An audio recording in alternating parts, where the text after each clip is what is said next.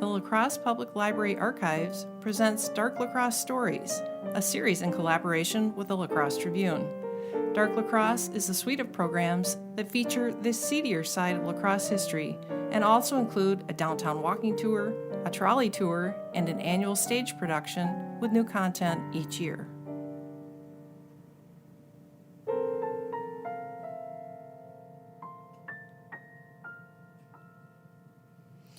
She was a student of mine at Central High School. She was on the honor roll and a very hard worker. Everyone liked her. Students, the faculty, everyone. She had the sweetest personality and could just light up a room with her smile.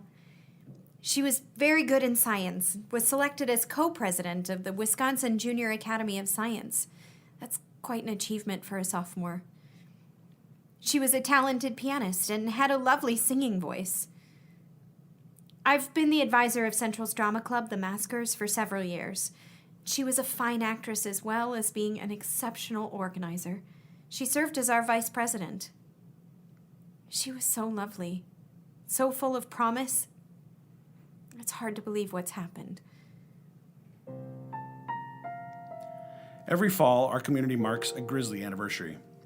On October 24th, 1953, Evelyn Hartley disappeared. She was 15 years old and had been asked by a fellow professor of her father's, Viggo Rasmussen, to babysit their 20-month-old daughter. After that night, no one would ever see Evelyn Hartley again. La Crosse Police Chief George Long would later recall the events of that evening. Yeah, there was a big homecoming football game that night. The State College here in La Crosse versus River Falls. Seemed like most of La Crosse was at the game. Many of my men were there trying to keep order.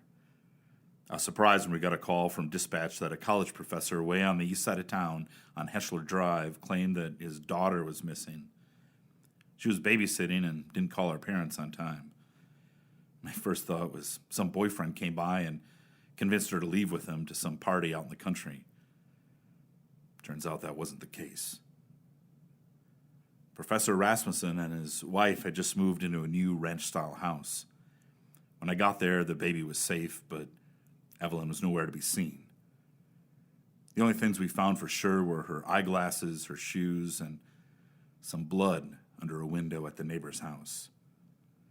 There were signs of a struggle in the living room. One neighbor said they heard a girl scream at about 7:15 p.m., but shrugged it off as kids playing in the neighborhood. The crime scene wasn't cordoned off. All kinds of people disturbed the ground around the Rasmussen house, especially gawkers, the morning after the news hit the paper. Us law enforcement officers didn't have the high-tech tools to help. We had to go on our eyes and our guts. Heck, the mobile state crime laboratory didn't even get there until the following Monday morning. Police believe Evelyn was taken through the yard as bloodhounds were able to pick up her scent for 2 blocks. At Cooley Drive, they believe she was placed in a vehicle and driven away. Searchers included law enforcement officers, the National Guard, Boy Scouts, and La Crosse State College students and faculty, while Civil Air Patrol and Air Force helicopters were also utilized in the massive search. A vehicle inspection program was implemented, and gas station attendants were instructed to check cars for bloodstains. Once your car was cleared, you were given a "My car is okay" sticker. Eventually, Evelyn's father would make a heart-wrenching plea. I'm appealing to the abductor to return my daughter, Evelyn. Wherever you may be, and whether she is dead or alive, her mother and I want her returned. If you have any regard for the feelings of her parents, you'll bring our daughter back.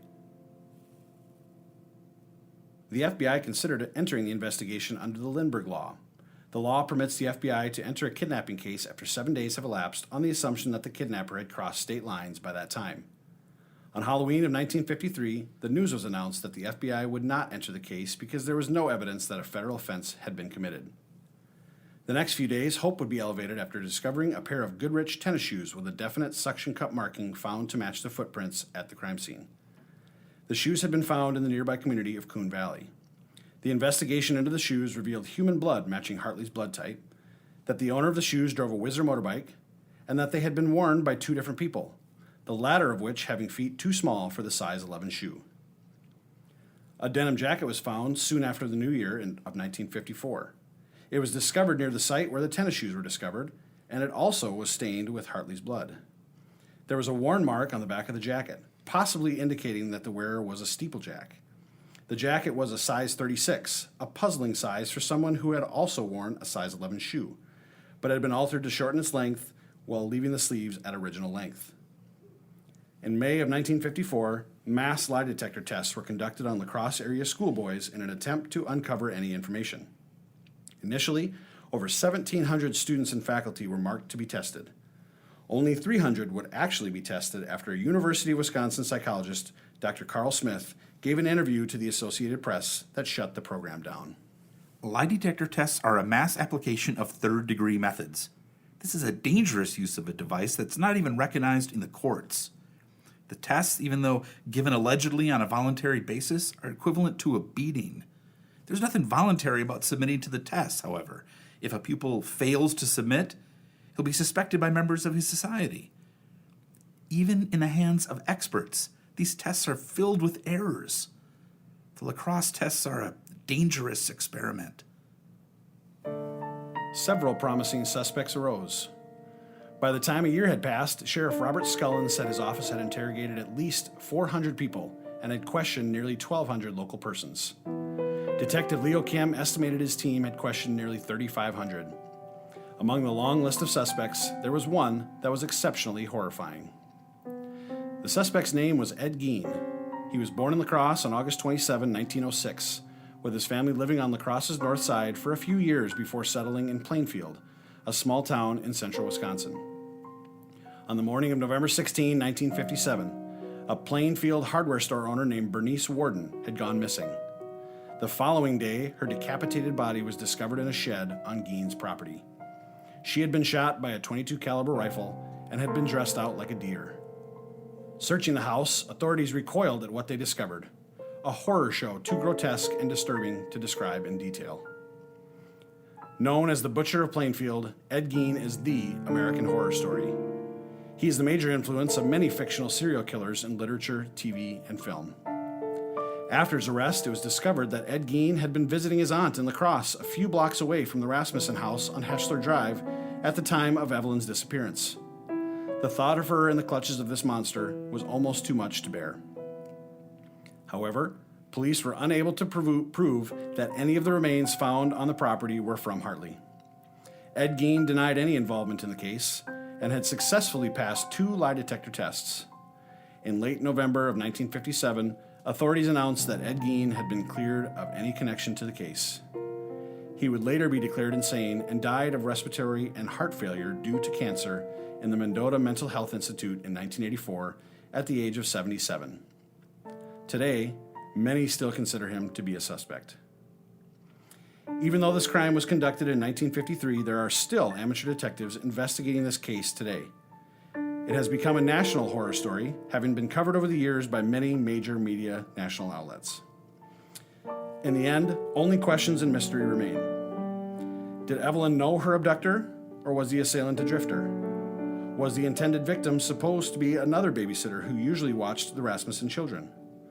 Was it a burglary or a sex crime? All we have is questions and a sick feeling that develops in the pit of the stomach when we ponder the question, what happened to Evelyn Hartley?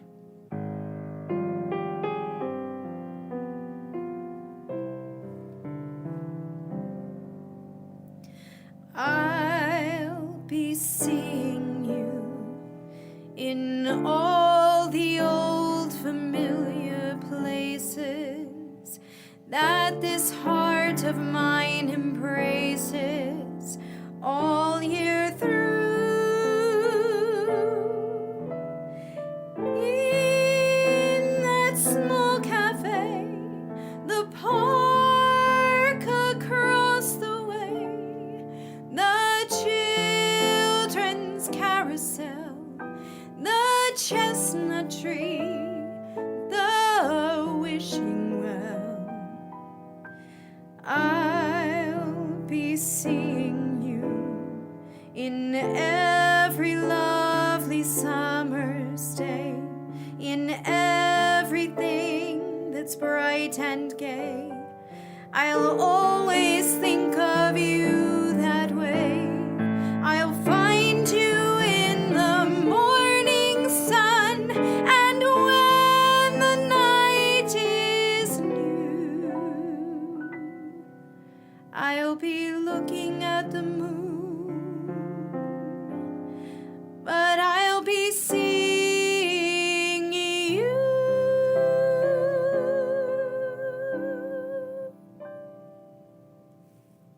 And now I'd like to welcome in Anita Taylor Doring, Senior Archivist and the Archives Department Manager at the La Crosse Public Library, who did some of the initial research for this story. This story of the disappearance of a high school babysitter from an average middle-class white Midwest home terrified the nation in 1953. People who had treated La Crosse as a traditional small town where neighbors knew each other and no one locked their doors was now a thing of the past after Evelyn's disappearance. While I've worked at the La Crosse Public Library archives for over 30 years, this is the case that the La Crosse public remembers, and those new to the community hear from their neighbors. People who lived in La Crosse during this time have talked about the immediate effects of this horrible event. For instance, I've been told that every property owner bought glass or cement blocks or bars and closed off their basement windows. Young women and small children needed to be more closely supervised and always went out in groups. Every young man was a suspect. Men traveling alone, transients, and criminals were stopped and questioned about the case. In 2005, a local writer and personal historian, Susan Hessel, was commissioned to write Evelyn's story from the time of her disappearance to the effects it had on this community. The book, titled Where's Evelyn?, includes snippets of her interviews and even letters of female friends to a Central High classmate who was elsewhere for the fall in 1953. Hordes of young people scoured the entire county looking for Evelyn's body. These search parties were well organized. Here are some of their words that summarize the mood of La Crosse. One letter of the Times stated, "Everybody's looking for her. The Boy Scouts, the auxiliary police, and everybody. We're going down about 1:30 p.m. to the police station and help. I bet everyone from Central will be there." At least two people Hessel interviewed for her book commented, "I don't know what I would have done if we had found her. It was very, very scary." and another remarked, It was crazy to ask these young people to do that. They were too young. It would have been a horrible experience if they had come across her body. Homecoming was the following week at Central High School, but most activities were either canceled or postponed. We won't have Silly Hat Day this week on account of poor Evie. Nobody feels like it. They aren't going to have any skits at the pep assembly either. They are going to postpone the fall festival in respect for Evie Hartley. Everybody thought it would be better that way. Eventually, the students voted to cancel the annual festival, including float building, election of a queen, and the homecoming parade. The students instead wanted to put the time and money they would have spent on the festival towards helping solve the disappearance of Evelyn. One letter reflected the fears of young women. Isn't it a dreadful thing about Evelyn Hartley? We are all so shocked and scared too. My nerves have been on edge that I'm almost sorry I took this downstairs apartment. This is a dark neighborhood, and I'm getting so I try to get home before dark. Many years later, a man who was 14 years old at the time of Evelyn's disappearance reflected on the impact in the community. The Hartley abduction caught the attention of the media across the country, and for a time adversely affected the economy of La Crosse. Within the city limits, few people left their homes or traveled alone after dark. The whole community was on edge and visibly shaken by the horrible crime. Movie theaters and restaurants remained empty for quite a while. I know my friends and I weren't going anyplace alone. Parents of small children were unable to get a babysitter for months. Mayor Henry Ahrens made a plea in the La Crosse Tribune, hoping that a way could be found to ensure the safety of those caring for children, as most parents refused to allow their daughters to babysit. The police chief took the opportunity to remind the community of the 10 p.m. curfew ordinance and strictly enforced it.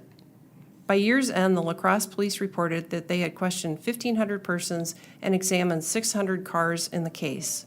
They also had met with 100 families living in the neighborhood near the Heschler Drive home. Police Chief Long recalled how hard it was to imagine someone carrying out such a crime and leaving so few clues. Even 66 years on, the mystery surrounding the disappearance of Evelyn Hartley remains. Needless to say, you can check out a copy of Sue Hessel's book from the La Crosse Public Library and visit the La Crosse Public Library archives to read the newspaper articles firsthand. Thanks for listening.